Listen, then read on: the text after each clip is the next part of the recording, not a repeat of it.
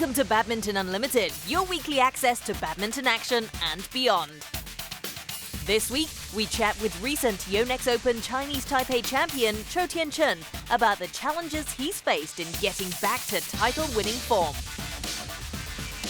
And some players have some R&R as they let their hair down on a special night out in Sydney.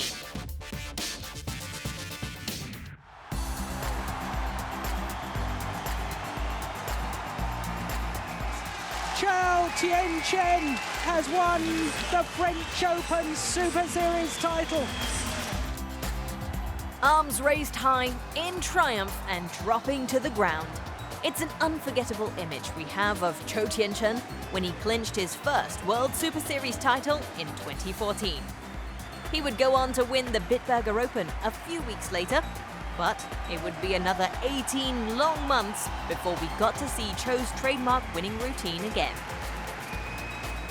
Badminton Unlimited caught up with the recent Yonex Open Chinese Taipei champion as he tells us about the challenges he's faced in rediscovering his winning formula. I think there's room for improvement in my performance. I haven't been in top form for a while, but I thought I played quite well earlier this year.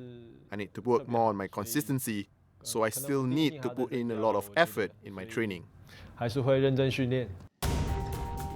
Finding consistency has been the Chinese Taipei player's main struggle for much of 2015 and the early half of this year. He would brilliantly beat higher-ranked players, but then fail to replicate the same level of performance in the next match. Or Chou would get dragged into long games in the earlier rounds of competition and find himself physically exhausted in the latter stages.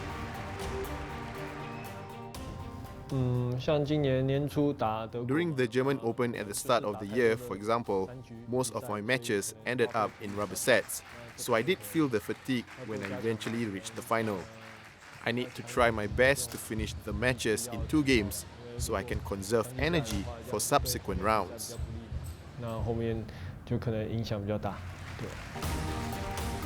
It's not that Chou had performed poorly over the last 18 months. On the contrary, the shuttler reached 4 semi-finals and 3 finals. What he lacked, though, was that extra edge to take him to the winner's podium. Despite the setbacks, the Taiwanese shuttler battled on with a positive mindset. I have plenty of experience in losing. Most importantly, you can lose a match, but you must not lose your confidence. Confidence is the most important element in a competition. Once you lose it, you will have nothing against your opponent. It doesn't matter if you are skillful or not. If you do not have confidence, your chances of winning will definitely be slimmer. With results not going his way, Chinese Taipei's top men's singles player also had to deal with the weight of expectations from his supporters and country. In the past, I used to feel a lot of pressure, but as I lost more matches, I began to take things easy. I take things in my stride now and realize that the most important thing is to handle every match well. His hard work finally paid off earlier this month at the Yonex Open Chinese Taipei. Winning on home soil made it that much sweeter for Chou. And of course, the badminton world was treated to his customary victory celebration. And it's just dropped over the net. And Chou Tien Chen sinks to the court. He becomes just the second player from Chinese Taipei to win the men's singles, following Feng Pamadi back in 1999. With the 2016 Rio Olympics just around the corner, rediscovering his winning touch could not have come at a better time for the Chinese Taipei player.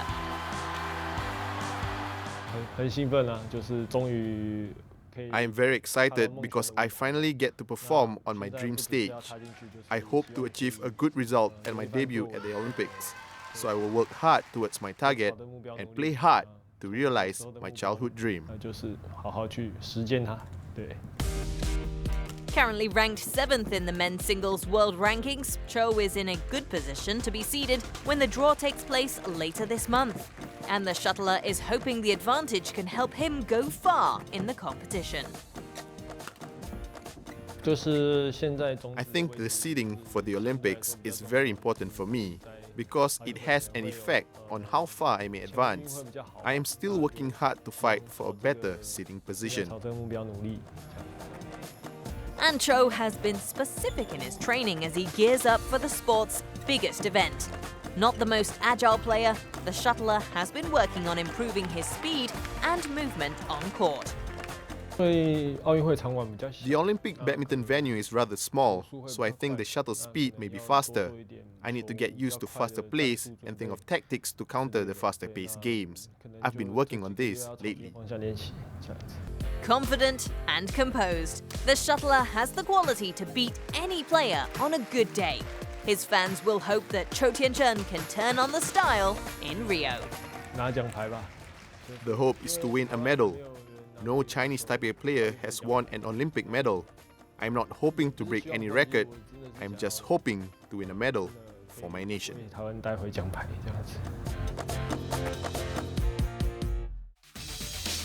Time to test your badminton knowledge. In this week's trivia, we want you to guess who this player is. I am a world champion.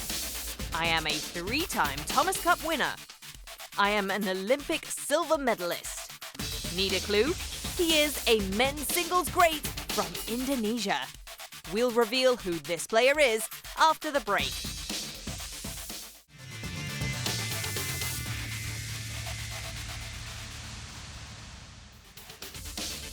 When we return, we are in Australia, where players take some time out in Sydney for a special night out on a cruise.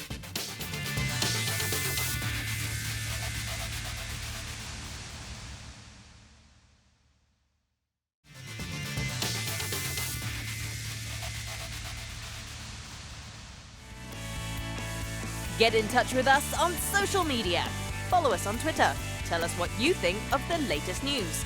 Or perhaps you just want to leave an encouraging note for your favourite player. If you've got any comments or photos to share, do get connected with us on these social media platforms.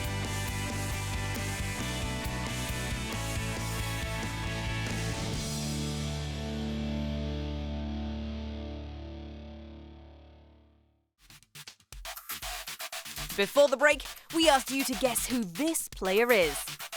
I am a world champion. I am a 3-time Thomas Cup winner.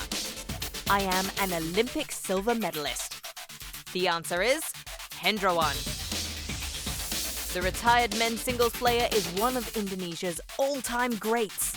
Winning silver at the 2000 Sydney Olympics was one of the many accomplishments of the decorated shuttler. During his badminton career, he played an integral role in helping Indonesia to 3 consecutive Thomas Cup victories in 1998, 2000 and 2002. The men's singles ace also clinched the BWF World Championships crown in 2001. The 44-year-old is currently part of the Malaysia national team coaching setup and mentors the nation's top shuttler, Lee Chong-wei. Hendrawan will be hoping to guide Lee to gold at next month's Rio Olympic Games. Badminton has enjoyed steady progress in recent years, both in terms of on-court play and off-court experiences. While the standard of the game keeps improving at tournaments, players also have the opportunity to engage in special recreation activities. Host organisers have kicked it up a notch when it comes to hospitality, making sure participants are given lavish care throughout the tournament. Last month's Xiamen Air Australian Badminton Open was a fine example of this. Against the night backdrop of the iconic Sydney Harbour, players were treated to a relaxing boat cruise. Really beautiful. Really enjoyed coming here and still enjoying. Had my dinner just now. I just get to see it once in a while, and I would like to thank the tournament people for arranging this for all the athletes, and I'm sure all the athletes are having great fun here at the cruise. Badminton Unlimited wasn't about to pass up on the chance of a fun-filled occasion, and our cameras were on deck to capture the memorable evening. With Sydney's reputation as one of the world's top holiday destinations, administrators at Badminton Australia knew exactly how to play to their strengths. As Badminton Australia, we want to develop the sport, and one of the best ways to develop the sport is through a major events like this. That's why we sort of try to bring something different to the other host cities around the world, that Sydney has such a fantastic harbour and views that we should really have the players sort of enjoy the city itself soon. This year, the cruise was scheduled at the top end of the MetLife BWF World Superseries event to accommodate as many players as possible. Given the busy schedule, it was inevitable that some players missed out on the cruise. Unfortunately, this is the only gap we have for the event. That's why quite a number of teams are not here because they're playing tomorrow morning. But yeah, certainly it's great to have it early when all the players are around. I've been playing the Australia Open, but I couldn't come to the cruise. But I think this time my dad is with me, and my match is also tomorrow evening. So I thought I have a good time here, and I wanted to visit and see Darling Harbour as I've not seen it before. And I wanted to see how it is in the night. For the other fortunate players who could spare a few hours, it gave them a chance to soak in the sights and sounds Sydney had to offer. I think it's just to relax and release stress before the game start. Yeah, so I think this is a very good experience in Sydney. I think it's a really big and nice chance to just see something in the city, because not every tournament you have the chance to see to do some sightseeing, so this was a really good chance. So yeah, we took it, of course. All in all, the joyride was well received by everyone involved. For players who had to cope with a grueling playing schedule and juggle the pressures of top-level badminton, occasions like these are a welcome treat. Far from seeing such leisure activities as distraction, players hoped that more organisers around the globe would take the cue from their Australian counterparts.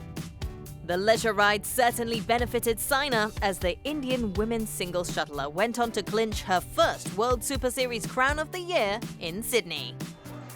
Yes, I think it should happen in both tournaments, but it doesn't happen much. But I'm really surprised with the way Australia always welcomes us here, and this is really wonderful, and I'm sure all the athletes are really enjoying. I hope we have such kind of beautiful trips in other tournaments as well, and make it more fun for the players, because we get too tired by playing so many tournaments. So there should be something interesting, and I'm very happy to see that this tournament has this wonderful thing, and it really helps us to be a little bit more fresh for the matches. The badminton is quite serious, and with the high prize money, and especially around the corner with Olympic at stake, I think they will find that a bit of relaxation will help in their play and concentration as well. No matter the feats they pull on the courts week in, week out, badminton players need their time out to unwind as well. And the boat cruise in Sydney served its purpose. The relaxing time away from the courts has proven to be a success, and it's certainly one way to keep the players and their fans smiling.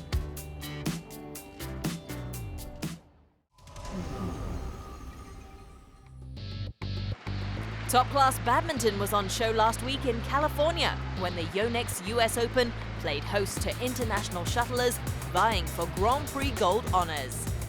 Finals day at the Los Angeles Badminton Club had a huge Japanese presence as Japan was involved in all 5 categories. First up to lead the East Asian charge were Yugo Kobayashi and Wakana Nagahara. They took on Poland's Robert Matusiak and Nadezhda Zhieva in the mixed doubles final. The Polish pair failed to assert themselves in the first game and were quickly put aside by their Japanese counterparts 21-16. The second game saw a closer fight. Matusiak and Zhieva kept within distance of Kobayashi and Nagahara for most of it, but their challenge fizzled out towards the end. After over half an hour of play, Japan's mixed duo wrapped up the second game 21-18 for the victory.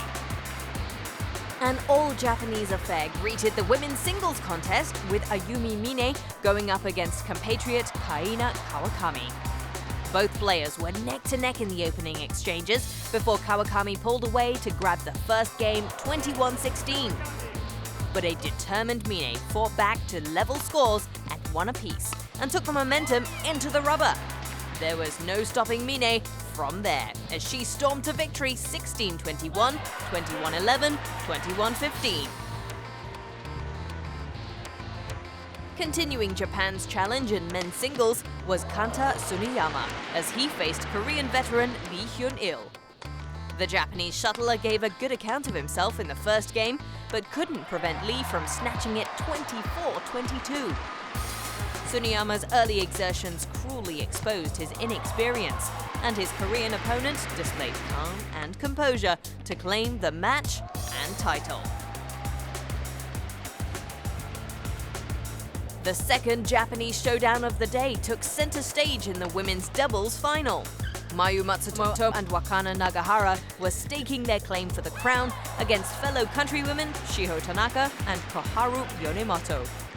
A hotly contested first game eventually went to the world number 88 pair, Matsumoto and Nagahara.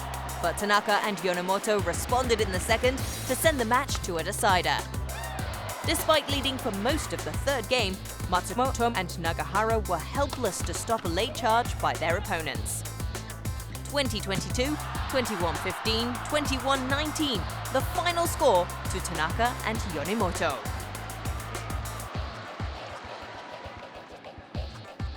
Men's doubles saw an encounter between Denmark and Japan, with top seeds Matthias Bo and Carsten Mogensen taking on Takuro Hoki and Yugo Kobayashi. All eyes were on Mogensen, and rightly so.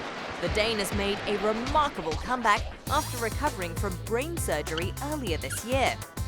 Together with Bo, the duo were determined to write a fairy tale ending of their own in California. The world number 9 tandem grabbed the first game without much trouble, but faced a defiant Japanese pair in the second. But a late rally from Hoki and Kobayashi wasn't enough to force the match into a decider. The Scandinavians got the result they wanted, clinching their first title of 2016, the final score 21-11, 22-20.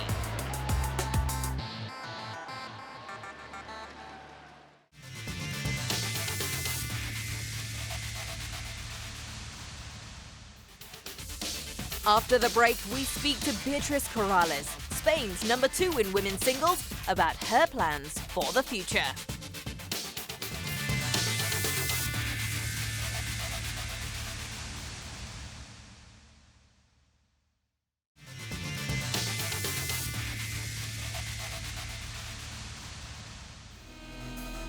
Visit our YouTube channel, badmintonworld.tv. There are tournament highlights, plays of the day, as well as past matches to savor. Missed an episode of Badminton Unlimited? Do not fret. All the episodes are available for your viewing pleasure. All the best badminton clips are just a click away.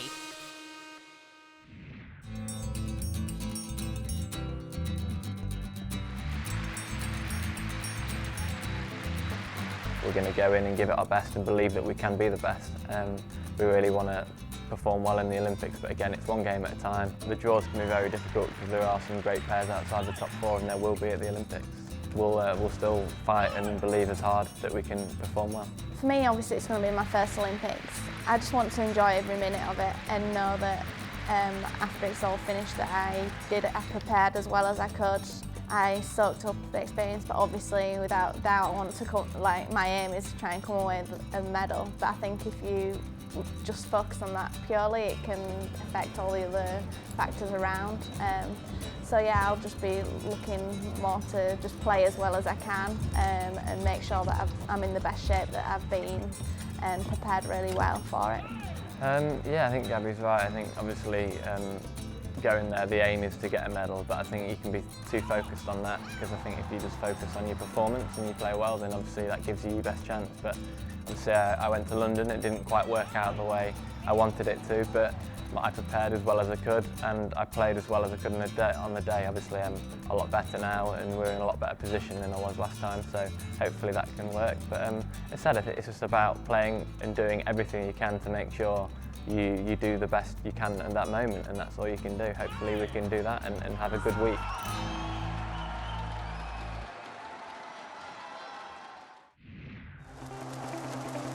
Whenever Spain is mentioned, Carolina Marin will come to mind. With her successes, the two-time world champion has put her country firmly on the badminton map. While Marin continues to excel at the elite level, there is another shuttler who is also proudly flying the Spanish flag in women's singles. She is Beatrice Kerala, a 23-year-old from Leganés, a satellite city located south of Madrid. Badminton Unlimited tracked down B, as she's affectionately known, during the recent Spanish International held in Madrid. Top seed at the tournament, the shuttler was hoping to reclaim the title she won in 2013. Although the Spaniard came up short in the final, losing to Japan's Ayumu Mine, she was not disheartened. First of all, you learn. I've learned from the final that I've just played. There is a lot to learn. You cannot focus on the negatives.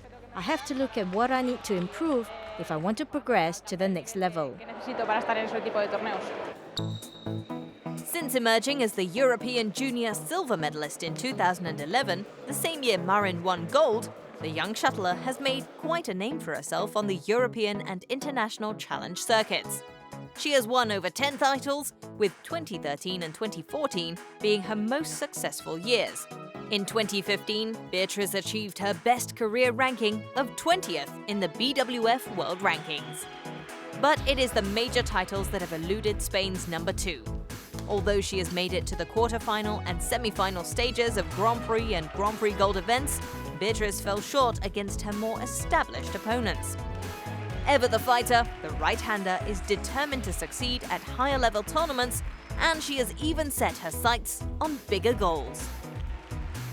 I'm taking it one step at a time. I hope to win at Grand Prix or Grand Prix Gold levels. If my progress is good, I can start playing better at the Super Series tournaments.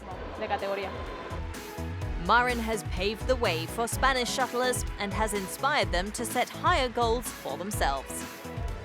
Head coach Fernando Rivas's analytical approach and his break from traditional coaching methods have reaped rewards not only for Marin, but the Spanish team, Beatrice included.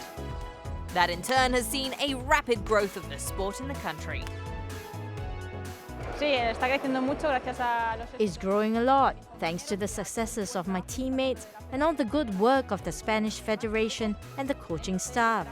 We hope that it is the start of great things to come. And great things did come. Beatrice was part of the bronze medal winning side at the 2016 European Women's Team Championships in Russia, the first ever medal for the country in a team competition. With the biannual tournament serving as the European qualification to the prestigious Total BWF Thomas and Uber Cup, Spain qualified for this year's Uber Cup and made their debut appearance in Kunshan, China in May. Although the women's team did not make it past the group stage, the performance has given Beatrice and the country hope for the future.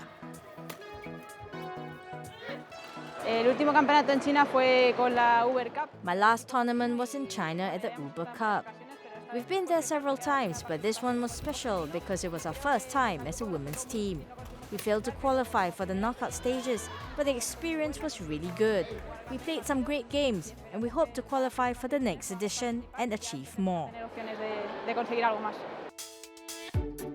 The country's future in badminton continues to look bright, with players like Carolina and Beatrice inspiring the younger generation. B's never say die attitude and positive thinking will also continue to be the source of her own motivation. The competitiveness in the sport proves that apart from talent and skills, one must be resolute and have the hunger for success. My goal right now is to get back to the world's top 20.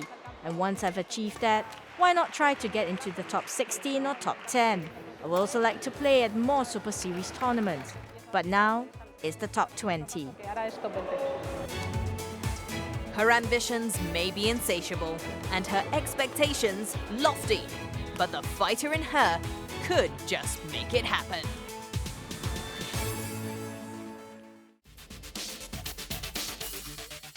Before we go, let's see how the international circuit looks as we check out the Badminton Unlimited calendar.